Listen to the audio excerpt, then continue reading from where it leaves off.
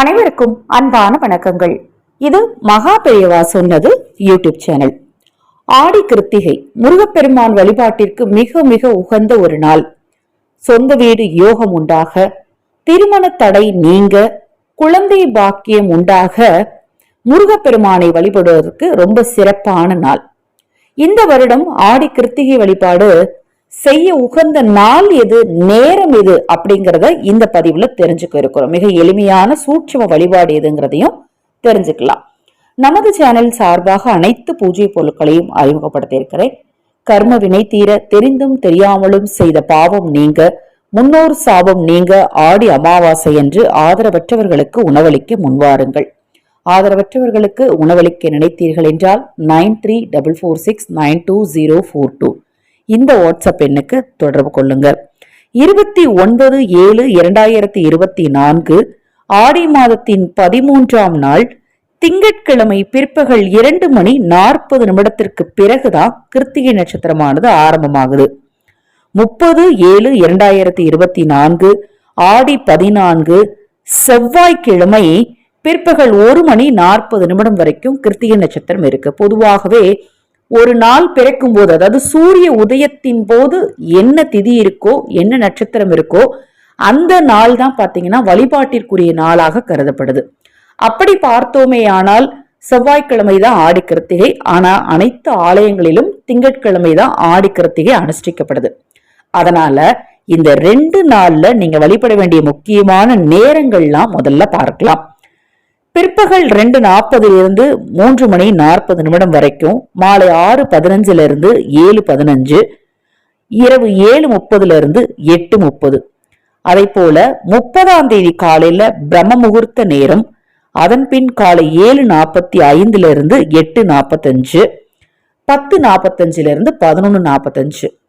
இப்ப நான் சொன்ன நேரத்துல உங்க வீட்டுல ஒரு தட்டுல துவரம் பருப்பை பரப்பி அதன் மீது 6 வெற்றிலைகள் வைத்து 6 அகல் விளக்குகள் வைத்து நெய் ஊற்றி பஞ்சு திரி போட்டு முருகப்பெருமானுக்கு தீபம் ஏத்துங்க.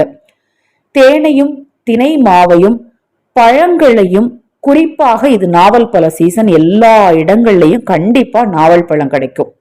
அந்த நாவல் பழங்களையும், பலாப்பழம், அது மாதிரி முக்கணிகள், மா பலா வாழை முக்கணிகள் வைத்து வழிபடுவராக இருந்தால் முக்கணிகள் தனியா வச்சு வழிபாடு செய்யலாம். தேன் தினைமாவு முதல்ல சொல்லியிருக்கீங்க, தேன் தினைமாவு, பழங்கள், முக்கணிகள், அதை போல முக்கியமாக நாவல் பழம்.